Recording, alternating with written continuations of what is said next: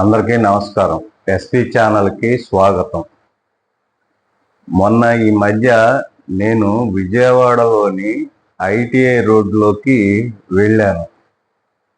ఆ IT road ప్రాంతంలో కొద్దిగా బోసిపోయినట్లు అనిపించింది.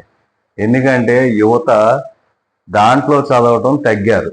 పూర్వం ఆ ప్రాంతం అంతా ఐటీ విద్యార్థులతో కళకళలాడుతూ ఉండేది. ఇప్పుడు మాత్రం చాలా తగ్గిపోయింది. ఎక్కువగా బీటెక్ మీద శ్రద్ధ వహిస్తూ ఐటీఐని కాస్త శ్రద్ధ తగ్గించారు. పూర్వం ఎక్కువగా ఐటీ మీద శ్రద్ధ చూపించి బాగా వృద్ధిలోకి వచ్చేవాళ్ళు. దాంట్లో కొంతమంది రైల్వేలో BHELలోకి వెళ్ళటం, ఈరోజు రిటైర్మెంట్ కూడా జరిగింది. అలాగే అరబ్ కంట్రీస్కి వెళ్ళిన వాళ్ళు కూడా ఉన్నారు. కొంతమంది అయితే ఇక్కడే ఉండి వాళ్ళు ఇండస్ట్రీలు పెట్టుకుని షాపులు పెట్టుకుని నలుగురికి ఉపాధి కల్పించి ఇవాళ మంచి స్థితిలో ఉన్నారు. ఇప్పుడు ఒక ఎలక్ట్రీషియన్ మన ఇంటికి వచ్చి కొత్త ఫ్యాన్ బిగించాలంటే టైం పడుతుందండి. 1 గంట 2 గంటలు అంటున్నారు.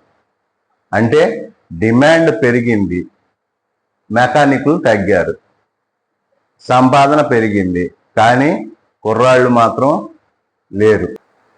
కాబట్టి యువత ఐటీఐ మీద కాస్త శ్రద్ధ పెడితే బాగుంటుంది. ఎందుకంటే దీంట్లోనూ ఆదాయం ఎక్కువ వస్తుంది. కాబట్టి దీని మీద కూడా శ్రద్ధ పెట్టండి. అలాగే గవర్నమెంట్ వారు ఐటీఐలోని పాత మిషనర్స్ని తీసేసి కొత్తవి పెట్టి కొత్తగా వచ్చిన విద్యార్థులకు కొద్దిగా స్టైఫండ్ ఇస్తే బాగుంటుంది. అప్పుడు కూడా గవర్నమెంట్ తరఫున ఆ ఇచ్చే వాటి గురించి చూసి కొద్దిగా శ్రద్ధ పెట్టి ఐటీఐలో జాయిన్ అవుతారు. ఈ వీడియో గనక మీకు నచ్చితే మీ బంధుమిత్రులకి షేర్ చేయండి, లైక్ చేయండి. జై హింద్.